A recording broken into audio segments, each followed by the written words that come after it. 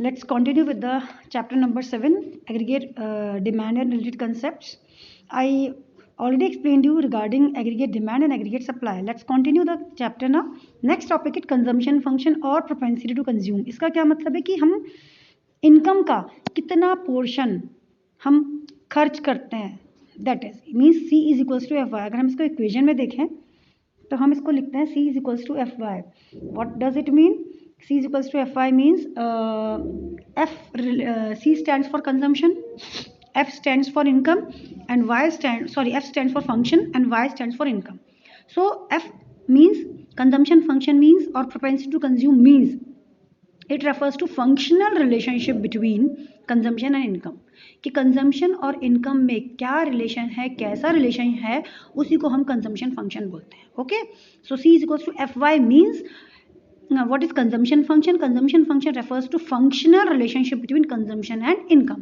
अब वो कैसा relationship होता है? That I'll show you with the help of this schedule. Income and consumption. Income we already read 0 से start होती है और 100 के proportion से हमने simplicity के लिए रखी है. Consumption never starts from 0. Why? Because every human beings are having some basic needs, some psychological needs. So definitely उसको फुलफिल करने के लिए वो कंज्यूम डेफिनेटली करेंगे, चाहे कोई बेगर हो, खाना तो खाएगा ना. तो consumption is always positive, never can be zero. So it could never be zero. So consumption always starts from positive. So 40 से हमने स्टार्ट करा है और 80 का गैप रखा है. मैंने आपको पहले ही बताया था दोनों का प्रोपोर्शन अलग अलग होगा. क्यों होगा? इनकम जो हमारी बढ़ती है वो 100 के प्रोपोर्शन से, कंजम्पशन हमने बढ़ाई है 80 के प्रोपोर्शन से. ऐसा क्यों करा है? जिस प्रोपोर्शन से हमारी इनकम बढ़ेगी कभी भी हम उस प्रोपोर्शन से कंज्यूम नहीं करेंगे. यानी कि अगर आपकी इनकम डबल हो जाए तो क्या आपके कंजम्पशन भी डबल कर दोगे आप? नो, बढ़ाओगे बट डबल नहीं करोगे. इनकम बढ़ने से कंजम्पशन बढ़ेगा बट उस रेट, उस प्रोपोर्शन, उस परसेंटेज से नहीं बढ़ेगा जिस प्रोपोर्शन या परसेंटेज से आपकी इनकम बढ़ती है. Done. Now let's see the graph. X axis, Y axis O, income in crores and this is the consumption. क्योंकि हम किसका रिलेशनशिप बता रहे हैं मैंने आपको पहले भी बताया था. जो भी फॉर्मूला होता है वही स्केड्यूल में बनता है, वही ग्राफ में बनता है. तो हम क्योंकि कंजम्पशन फंक्शन पढ़ रहे हैं, कंजम्पशन फंक्शन का जो रिलेशनशिप है वो किसके बीच में? कंजम्पशन और इनकम के बीच में फंक्शनल रिलेशनशिप है. इसलिए हमने स्केड्यूल में सिर्फ इनकम और कंजम्पशन ही बनाया है और हम ग्राफ में भी इनकम और कंजम्पशन ही शो करेंगे. सो आपको यहाँ दिख रहा है ये हमारी 45 डिग्रीज की बनती है. हमने देखिए उसमें मैंने आपको पढ़ाया था एग्रीगेट सप्लाई और इनकम वाई. तो ये हमारा वाई और एग्रीगेट सप्लाई एक ही बात होती है जो हमेशा 45 डिग्रीज की होती है. मैं आपको पढ़ा चुकी हूँ पहले भी. नेक्स्ट इज कंजम्पशन जो हमेशा पॉजिटिव होती है, कभी 0 से स्टार्ट नहीं होती, अपवर्ड स्लोपिंग होती है. राइट. अब O और C के बीच के गैप को हम क्या बोलते हैं? C bar. C bar means autonomous consumption. I hope you all remember what is autonomous consumption. Autonomous consumption is the consumption at 0 level of income. यानी कि ये जहाँ आपकी इनकम 0 है तब भी आपका जो कंजम्पशन पॉजिटिव है, तो इसको बोलते हैं 40 वाला हमारा ऑटोनोमस कंजम्पशन है. तो ये ऑटोनोमस कंजम्पशन. अब हमें क्या दिख रहा है? अगर आप कर्व देखें, यहाँ पर ऊपर कंजम्पशन है, नीचे इनकम है. यानी कि कंजम्पशन ज़्यादा है इनकम से, हमारी इनकम है कम और कंजम्पशन है ज़्यादा. इनकम कम है यानी कि हम क्या कर रहे हैं? हम लोग डिस सेविंग कर रहे हैं. क्या कर रहे हैं हम लोग? Dissaving. यानी क्या? या तो अपनी पूरी पुरानी सेविंग्स में से खर्च कर रहे हैं या फिर हम किसी से बोरो कर रहे हैं, तो उसको बोलते हैं dis saving. Okay. So why? Because income is lesser than consumption और consumption is more than income. Both are same. This is the point of break even point. This is the break even point where income is equals to consumption. जहाँ income consumption के equal है, यानी कि जितनी भी हमारी income ने सारी consume कर ली. ओके. नेक्स्ट आता है income is more than consumption. It shows savings. क्या शो कर रहा है हमारा? savings. आई बात समझ में? इनकम ज़्यादा है हमारी कंजम्पशन से, सेविंग शो करता है. क्योंकि हम इनकम हमारी ज़्यादा है और कंजम्पशन हम कम कर रहे हैं. जैसे यहाँ पर दिखाती हूँ मैं आपको. ये देखिए, ये सब तो हमारा डिस सेविंग हो रहा है क्योंकि इनकम हमारी कम है, कंजम्पशन ज़्यादा है. इनकम कम, कंजम्पशन ज़्यादा. ये 200 ये हो गया ब्रेक इवन पॉइंट, क्योंकि income is equals to consumption. और जब भी हमारी इनकम कंजम्पशन की इक्वल होती है तो हमारी सेविंग क्या होती है? 0. पता है ना? इनकम के मैंने आपको बताया था 2 पार्ट्स होते हैं. मैं एक सेकेंड बताती हूँ आपको. मैंने आपको पहले भी बताया था दैट ये देखिए, इनकम जिसको वाई से डिनोट करते हैं is equals to consumption plus saving. यही होता है ना? इनकम के 2 पार्ट्स होते हैं, कंजम्पशन एंड सेविंग. और अगर मैं कहती हूँ इनकम और कंजम्पशन सेम है, अगर हम वैल्यू रख के देख लेते हैं, इनकम मान लो 10 है और कंजम्पशन भी 10 है, तो डेफिनेटली सेविंग क्या होगी हमारी? 0. तो whenever income is equals to consumption, यानी कि 10 इज इक्वल्स टू 10, इनकम हमने सारी की सारी कंज्यूम करी, तो सेविंग क्या होगी हमारी? 0. Okay. So whenever income is equals to consumption, saving is equals to 0. I hope this is clear. आगे बढ़ते हैं। देखिए अब तो ये चीज़ आपको क्लियर हो गई है। अब हम आगे आते हैं। आगे अब हम पढ़ते हैं बेटा, यहाँ देखिए अगर आप types of propensity to consume, अभी हमने प्रोपेंसिटी टू कंज्यूम पढ़ा, C is equals to F5 function relationship between consumption and income. अब हम पढ़ेंगे types of propensity to consume, जो ये भी दो तरह की होती है propensity to consume, APC MPC। ठीक है, एक APC होती है, एक MPC होती है। APC का फॉर्मूला क्या होता है? C अपॉन Y, यानी कि कंजम्पशन अपॉन इनकम। और मार्जिनल वर्ड जहाँ भी आ जाए तो आपको पता ही क्या फॉर्मूला होगा, change in C upon change in Y। तो ये आप एक बार ध्यान रख लीजिए। Types of propensity to consume अगर हम पढ़ रहे हैं कंजम्पशन फंक्शन, एक होता है APC, एक होता है MPC। APC is equals to C upon Y और MPC is equals to change in C upon change in Y। जहाँ मार्जिनल वर्ड लग जाए वो एडिशनल होता है, याद है ना, हमने पहले ही पढ़ा है सेकंड थर्ड सब चैप्टर्स में। चलिए आगे बढ़ते हैं हम। मैंने कहा था जो फॉर्मूला होगा वही आपका ग्राफ बनेगा। तो लेट्स बिगिन, क्योंकि change in C upon Y है तो C और Y चाहिए हमें। Y ये 0 100 200 300 400, वही सिंपल से 100 वाला, ये 40 फिर 80 प्लस 80 प्लस 80 कर लिया। APC का फॉर्मूला C अपॉन Y, इस यहाँ हमने डैश कर दिया। 120 अपॉन 100 1.20, 200 अपॉन 200 1, 280 अपॉन 300 0.933, 360 अपॉन 14 0.90। अब इम्पॉर्टेंट चीज़ क्या है यहाँ, जरा ये देखें। सबसे पहले मैं आपको बताऊंगी कि जैसे जैसे हमारी इनकम बढ़ती है हमारा कंजम्पशन बढ़ता है, याद है हमने पढ़ा था। लेकिन आप यहाँ क्या देख रहे हो कि हमारी APC फॉल हो रही है with the increase in income. क्यों फॉल हो रही है? क्योंकि मैं आपको पहले बताया था why are APC is falling with the increase in income. क्योंकि अब मैं आपको अभी बता चुकी हूँ, क्योंकि कंजम्पशन हमारा बढ़ तो रहा है बट वो कम प्रोपोर्शन पे बढ़ रहा है एज कम्पेयर टू इनकम। यानी कि जिस प्रोपोर्शन से हमारी इनकम बढ़ती है उस प्रोपोर्शन से कभी भी हमारी कंजम्पशन नहीं बढ़ेगी, उससे कम बढ़ेगी। This is the reason why APC is falling with the rise in income, क्योंकि हम सेव ज़्यादा करने लगते हैं। मेरी इनकम 10,000 है तो मैंने सपोज करी 10,000 में से मैं खर्च करती हूँ 5,000 या 8,000 खर्च करती हूँ, 2,000 सेव करती हूँ। अब मेरी इनकम हो गई 20,000, तो व्हाट डज इट मीन? क्या मैं 16,000 कंज्यूम करना शुरू कर दूंगी? नो, मैं पहले 8,000 कंज्यूम करती, हो सकता है मैं 12,000 कंज्यूम करूँ और 8,000 सेव करूँ। तो व्हाट डज इट मीन कि जैसे जैसे मेरी इनकम बढ़ रही है मेरा कंजम्पशन बढ़ तो रहा है बट उस प्रोपोर्शन से नहीं बढ़ रहा है जिस प्रोपोर्शन से मेरी इनकम बढ़ रही है, उसका ही इफेक्ट हमारा APC पे आता है। This is the reason why due to increase in income are APC is falling. Clear? एक और पॉइंट निकल के आता है। अब आप ये देखो APC यहाँ तो मोर देन 1 है, यहाँ इज इक्वल्स टू 1 है, यहाँ लेस देन 1 है। ऐसा क्यों, ये पूछा जाता है कि could APC more than 1 and why? Yes, आप उसको बहुत सिंपल चीज़ पढ़ो, मैं आपको बताती हूँ। ये देखो, आपको इसमें कंजम्पशन को पकड़ना है, कंजम्पशन को, क्योंकि APC कंजम्पशन के ऊपर डिपेंड है पूरा का पूरा। तो when our consumption is more than income, consumption, if consumption is more than income, तो ये क्या होगा? Greater than 1। If consumption is equals to income तो equal to 1। If consumption is lesser than income then lesser than 1। Is is clear? Consumption को पकड़ लो। Consumption ज़्यादा है income से तो 1 से ज़्यादा होगा, consumption is equals to income है तो 1 होगा, कंजम्पशन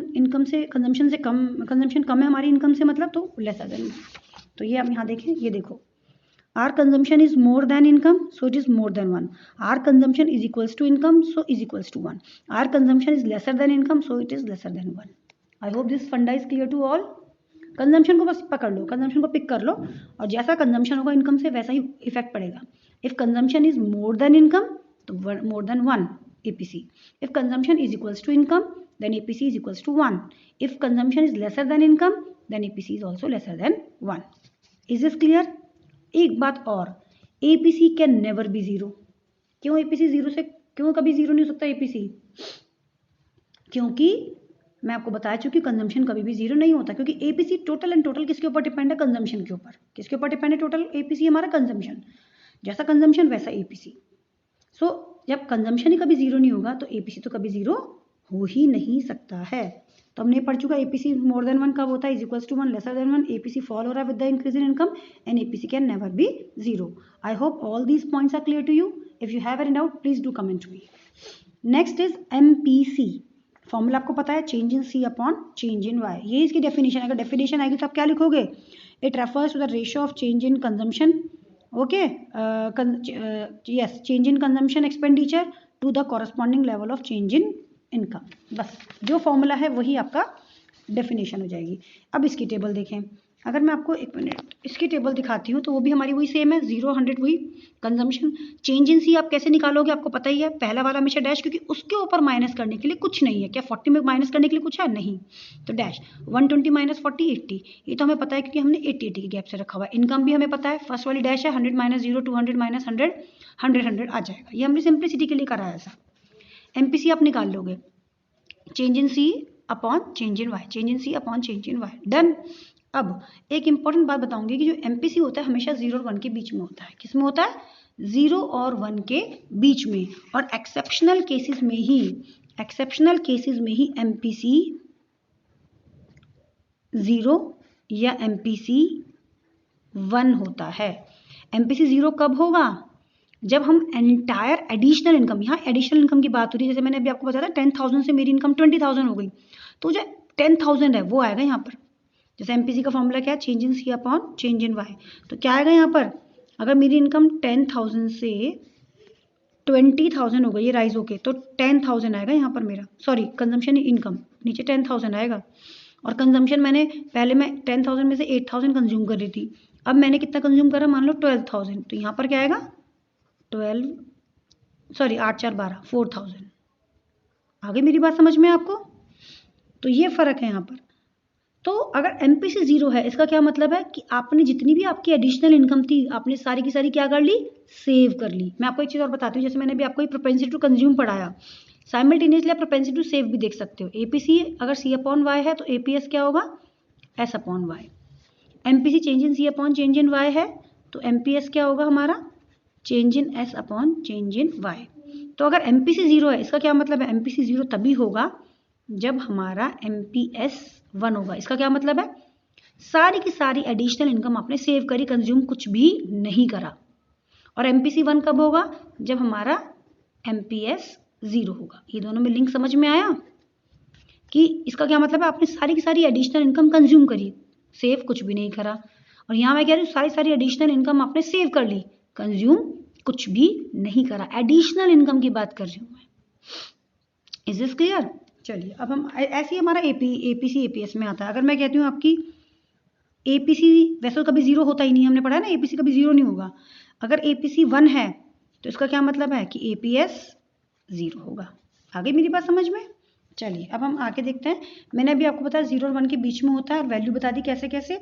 दूसरी चीज़ जो इम्पॉर्टेंट है, और एक चीज़ और, हाँ, जो एमपीसी है हमारा, जो ये आपको एमपीसी दिखेगा हमारा, उसके अलावा MPC of poor is more then that of rich.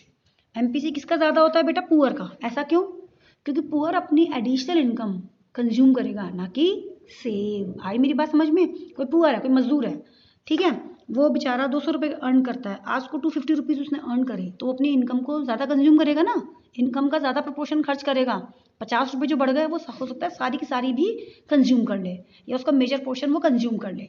तो हमेशा याद रखिएगा कि MPC of poor is more then that of rich. हमेशा रिच से एमपीसी किसकी ज़्यादा होती है? पुअर की। क्यों? क्योंकि रिच अपनी जितनी जितनी उसकी एडिशनल इनकम होती रहेगी वो कंजम्पशन उसमें से कम करेगा, सेव ज़्यादा करेगा। लेकिन जो पुअर है, क्योंकि उसकी इनकम बहुत कम बढ़ती है, तो अपनी इनकम का जो एडिशनल इनकम है वो उस मेजर पोर्शन कंज्यूम करेगा, और सेव ना भी करे या बहुत कम करे। समझ में आई? एक चीज़ और कि एमपीसी जो है, जैसे मैंने आपको बताया था एपीसी फॉल होती है, ऐसी हमारी एमपीसी भी फॉल होती है with the increase in income. समझ में आया? एमपीसी भी फॉल होगी, वही आपकी एडिशनल इनकम बढ़ती जा रही है, इस बार 4 बढ़े, अगली बार 6, फिर 8, ये तो है नहीं, आप उसके अकॉर्डिंग कंजम्पशन भी बढ़ा दोगे। तो this is the reason why MPC is also falling. अब एक बार डिफरेंस देख लेते हैं। मीनिंग वही जो मैंने आपको डेफिनेशन बताई, सी अपॉन वाई, देखो it refers to the ratio of consumption expenditure to the corresponding level of income at a point of time. ये पॉइंट ऑफ टाइम याद रखना, और ये सेम बस पीरियड ऑफ टाइम है। फर्क क्या है? देखो पॉइंट ऑफ टाइम क्योंकि ये स्टॉक कंसेप्ट है, पीरियड ऑफ टाइम ये फ्लो कंसेप्ट है। मैंने आपको पढ़ाया था चैप्टर 1 में, स्टॉक और फ्लो पढ़ा है आपने। तो point of time is always a stock concept and period of time is always a flow concept. Value more than 1, yes APC can be more than 1 and when APC could be more than 1। कब होती है APC more than 1? When consumption is more than income. क्या MPC मोर than 1 हो सकती है? No. मैंने क्या बताया था? एमपीसी हमेशा 0 और 1 के बीच में हो सकती है। और अब रीजन अगर मैं पूछूं आपसे क्यों मोर देन 1 नहीं हो सकती है एमपीसी, क्या आपकी जैसा अभी मैंने बताया था मेरी 4,000 रुपये इनकम बढ़ गई है, ये 10,000 इनकम बढ़ गई है, तो इससे ज़्यादा आप 11-12,000 कर सकते हो कंज्यूम? नहीं कर सकते ना। जितनी इनकम है एडिशनल इनकम है उतना ही तो आप कंज्यूम कर सकते हो, उससे ज़्यादा हम नहीं कर सकते हैं। इसलिए इन्होंने बोला है कि MPC can never be more than 1। Respond to change in income, APC भी फॉलो होती है एमपीसी भी फॉलो होती है। मैंने अभी आपको बताया था ना, with the increase in income APC भी फॉलो होगी एमपीसी भी फॉलो होगी, but MPC falls at a faster rate than that of APC. Fall दोनों होंगे, ये थोड़ा कम तेजी से फॉल होगा और ज़्यादा तेजी से कौन सा फॉल होता है? एमपीसी। फॉर्मूला आपको पता ही है। Am I clear? If you have any doubt do comment me. Thank you everyone.